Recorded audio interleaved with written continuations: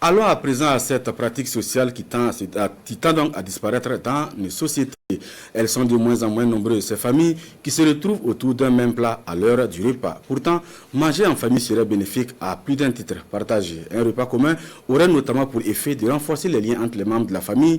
Le repas en commun donnant donc surtout lieu à un ensemble de gestes et de formules donc sur fond de respect et de bénédiction. Une pratique sociale qui devrait être remise au goût du jour. On en sait davantage avec Bamankan Yannick Dabiré, Bourema Kane et Ouidja Rokia Sanou. Le moment est sacré. Une prière pour bénir le repas et le père donne le ton.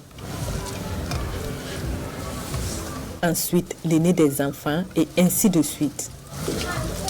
Autour du même plat, les membres de la famille Saint-Poré se restaurent dans le plus grand respect. Le repas est roi.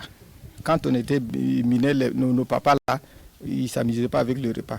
Si on est en train de manger, on ne babarde pas ni rien. On mange calmement et puis on se bénit. Avant le repas, c'est nous on doit attraper l'eau pour que papa lave les mains. Ensuite, nous les enfants, on lave les mains. Et puis aussi, en tant qu'enfant, on ne doit pas mettre jamais la main avant le papa. Ce moment de communion ne sert donc pas uniquement qu'à reprendre des forces. C'est aussi une école. Là, par exemple, aucun enfant ne doit toucher les éléments placés au centre du plat avant l'autorisation du père. On appelle l'enfant à se maîtriser pour se laver les mains. Ce sont les enfants les plus jeunes qui prennent la calebasse d'eau et qui tendent la calebasse aux parents. Et à chaque fois qu'un papa lave les mains, il bénit les enfants. Et la transmission de ces grâces se poursuit même après le repas à travers les différentes formules consacrées selon les cultures.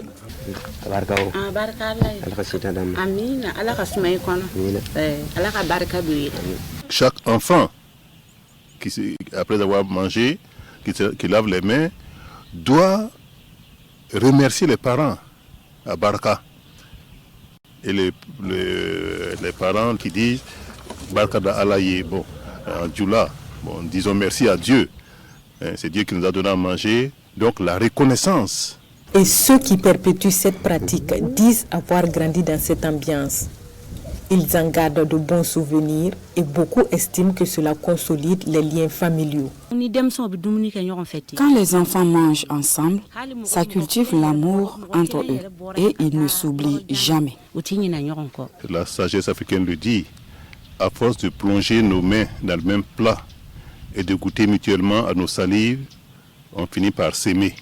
Ce qui constituait, qui renforçait les liens entre la famille dans le temps passé. Ce moment était également l'une des occasions de s'assurer que toute la famille se porte bien. Autrefois, manquer le rendez-vous du repas sans une raison valable était synonyme de jeûne pour l'absent.